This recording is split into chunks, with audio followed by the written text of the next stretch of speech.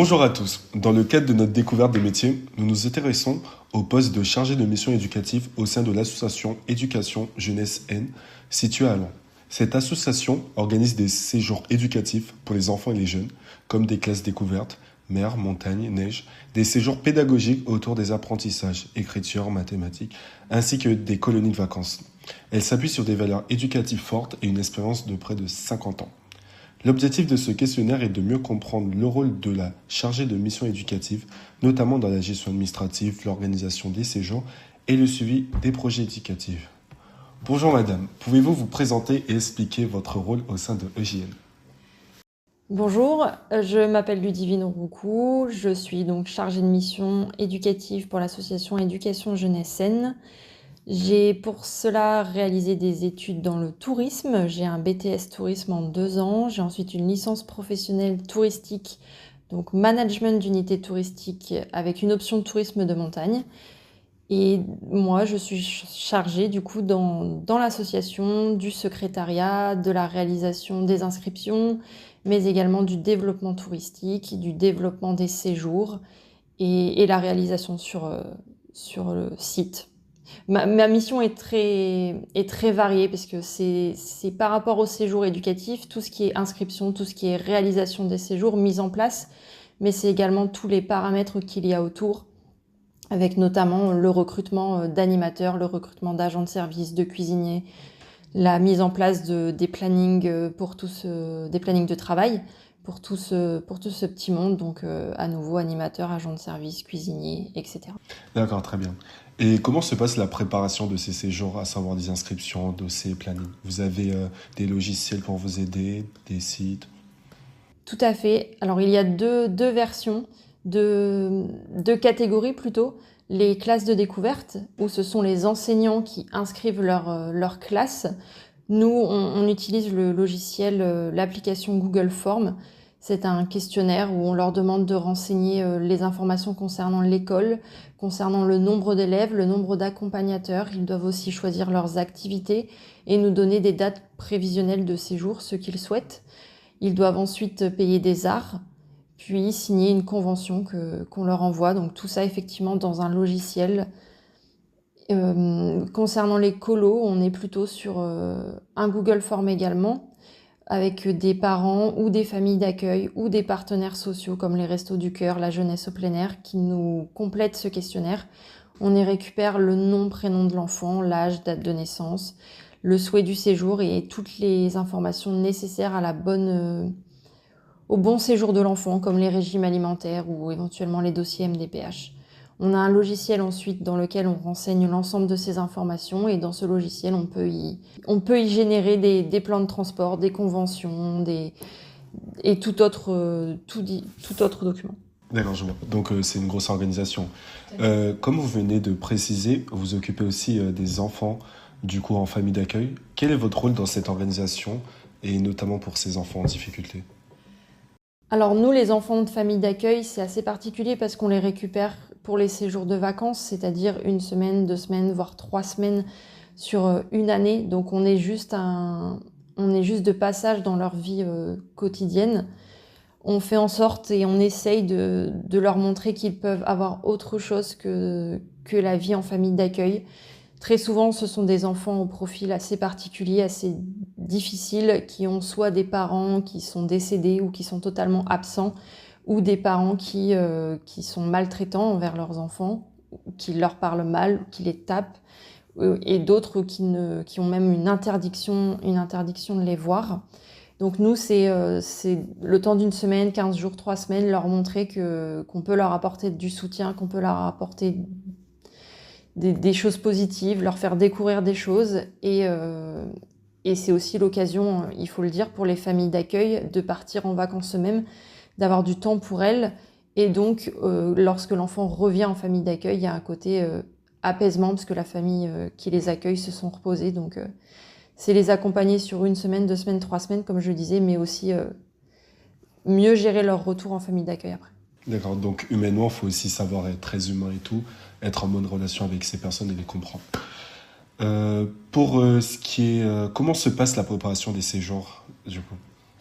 Alors la préparation des séjours, il y a toute la partie administration qui se fait au siège de notre association, tout ce qui est inscription, mais on y fait également les réservations d'activités, les réservations de transport.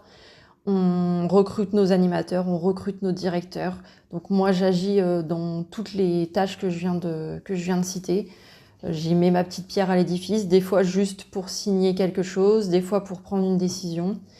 C'est compliqué, divers, beaucoup de choses à penser et parfois si on en rate une, on peut mettre le séjour totalement, enfin on peut rater totalement le séjour. D'accord. Et comment assurez-vous un bon départ pour ces séjours?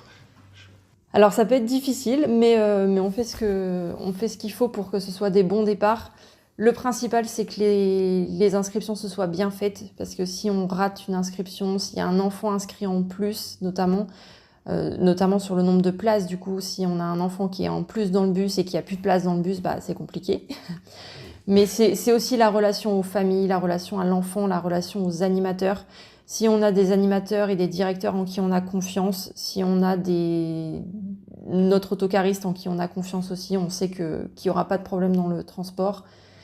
Et tout se joue effectivement auprès des animateurs et des directeurs. Si on a une bonne équipe, on sait que ça se passera bien. D'accord, ça marche. Du coup, on va un peu plutôt laisser cette partie organisation des séjours et passer plutôt sur cette dimension humaine. Même si votre travail est administratif, êtes-vous en contact avec les jeunes ou les familles? Oui, totalement, parce que les familles, je les ai au téléphone, je les ai par mail. Et les jeunes, je les accueille moi-même parce que je fais beaucoup d'administration, mais je fais aussi de l'encadrement de colos, je dirige des colos. Donc je peux faire de l'animation, je peux faire de la direction, je peux faire de l'accompagnement. Donc oui, je suis effectivement en contact avec famille et jeunes. Et qu'est-ce que vous ressentez en contribuant à ces projets pour des enfants en difficulté, par exemple? C'est plaisant, oui, je pense que c'est le mot, plaisant, parce que on voit pourquoi on travaille, on voit pourquoi on le fait. On a des retours très souvent des familles, des enfants qui nous disent qu'ils ont passé un très bon séjour, que ça leur fait des souvenirs. Je reparlais tout à l'heure des familles d'accueil. C'est vraiment le contact qu'on a avec les familles d'accueil est vraiment particulier, parce que si on n'était pas là, elles ne pourraient pas partir en vacances, ou alors elles partiraient, mais les enfants se retrouveraient en foyer. Donc un foyer, c'est pas partir en vacances pour eux, parce que il n'y a pas d'activité, c'est des règles toute la journée, c'est des éducateurs. Les animateurs ne sont pas des éducateurs, donc c'est pas tout à fait pareil. Donc ouais, je vais le redire, c'est très plaisant. D'accord. Et en dehors de ces côtés plaisants, y a-t-il un moment stressant pour vous? Enfin, comment arrivez-vous à gérer cela? Eh ben, c'est difficile. Mais oui, il y a forcément des côtés difficiles, des côtés stressants. Notamment à chaque départ, on se dit qu'il y a peut-être un enfant qui va avoir un problème. On a déjà rencontré des problèmes qui nous ont amenés à être interrogés par la justice, interrogés par nos partenaires sociaux ou nos partenaires de l'éducation nationale. Il faut savoir le gérer, on apprend à le gérer au fur et à mesure. Je suis beaucoup moins stressée maintenant que j'ai pu l'être il y a 3-4 ans. Parce que j'ai fait face à des situations compliquées, parce que j'ai su les résoudre, et donc maintenant j'ai de l'expérience. D'accord, ça marche. Maintenant, sur les aspects positifs, qu'est-ce que vous aimez le plus dans votre métier? La polyvalence. Je fais beaucoup, beaucoup de choses. Donc il y a le côté administration dont on a beaucoup parlé, il y a le côté animation que je fais aussi pendant les vacances scolaires, il y a le côté relations humaines, puisque je suis en charge du recrutement. Il n'y a pas une journée qui se ressemble, il n'y a pas une semaine qui se ressemble, donc beaucoup de déplacements. Et moi, j'aime beaucoup bouger, donc même si c'est pour aller sur des centres, et toujours les mêmes centres, toujours l'Ardèche, toujours la Bretagne, c'est quand même la polyvalence et le fait qu'on travaille sur divers sujets et pas toujours la même chose, et qu'une journée ne se ressemble pas. Je dirais que c'est ça le plus plaisant. D'accord. Ça, c'est bien un peu parce que la plupart de nos élèves et tout, par exemple nous, en première année, seconde année, on a ce sentiment où on est en administration et on n'aime pas trop rester dans un bureau toute notre vie, on ne se voit pas faire ça. Donc ça peut être peut-être une opportunité, se déplacer. Ce métier peut être très bien vu pour les futures premières années qui souhaiteraient faire ce métier. Et qu'est-ce qui vous motive le plus au quotidien? Faire partir le plus d'enfants, ce dont on a évoqué tout à l'heure. C'est le corps de notre association, de toute façon, c'est ce qu'on veut, c'est ce qu'on souhaite, c'est notre but, notre objectif. faire partir le plus d'enfants, voir le plus de sourires sur le visage des enfants. Et c'est aussi plaisant parce que d'année en année, on revoit des jeunes qui sont arrivés chez nous avec l'école ou en colo. Ils sont venus, ils avaient 7 ans et on les a revus 9 ans, 14 ans, 16 ans et des fois qui deviennent animateurs. Et on a réussi notre tâche quand un enfant repart content et quand il revient, surtout quand il revient. Ok, ça marche, oui, c'est plaisant. Du coup, là, ça serait plus sur vos parcours et conseils. Quelles compétences clés faut-il pour exercer vos métiers? Il y a le côté administration où on ne peut pas échapper, mais je dirais qu'il y a la compétence humaine est la plus importante. Si on peut savoir bien faire son travail, on peut savoir répondre à un mail, répondre au téléphone, si on n'a pas le côté humain, si on n'a pas envie de parler avec les autres, si on n'a pas envie de résoudre leurs problèmes, parce que certains ont des problèmes, si le matin on se lève en se disant qu'il va falloir qu'on soit aimable, qu'on soit souriante, qu'on dise oui, bonjour, merci, enfin qu'on soit poli, et qu'on n'a pas envie de ça, c'est pas possible dans ce métier-là. Mais je dirais dans tout métier lié à l'administration, il y a le côté effectivement rester derrière son bureau, mais derrière son bureau, on répond quand même au téléphone, on répond quand même à des mails, et si on montre pas de la gentillesse, si on montre pas de la compassion aux personnes à qui on répond, ça peut être problématique. Donc, je dirais que la compétence la plus importante reste la compétence humaine. D'accord, très bien. Dernière question, ça serait plutôt quel conseil donneriez-vous à un élève, un futur travailleur professionnel qui sera intéressé par votre travail plus tard? Je dirais que s'il a envie, il faut qu'il se donne la peine, mais il faut surtout qu'il ait envie. Puisque pour moi, on ne peut pas faire un métier qu'on n'aime pas. Ça devient difficile, surtout dans notre société de maintenant où on voit un petit peu des taches noires qui arrivent un peu partout. Et si on se contente de se dire qu'on va travailler juste pour gagner de l'argent, ça, c'est pas possible. Donc faut que l'élève soit vraiment intéressé, qu'il soit vraiment impliqué aussi.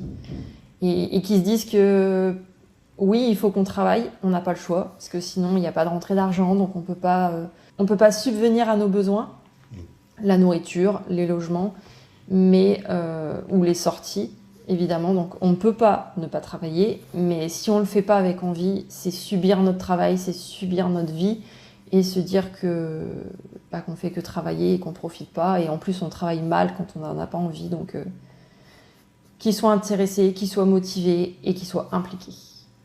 Très bien, merci beaucoup d'avoir pris le temps de répondre à nos questions et de nous avoir fait découvrir votre métier. Cet échange nous a beaucoup appris.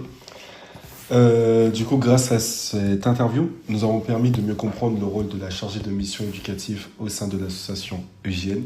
Ce métier est essentiel pour assurer le bon fonctionnement des séjours et garantir une organisation efficace. Nous avons découvert un métier polyvalent qui combine des compétences administratives, organisationnelles et relationnelles.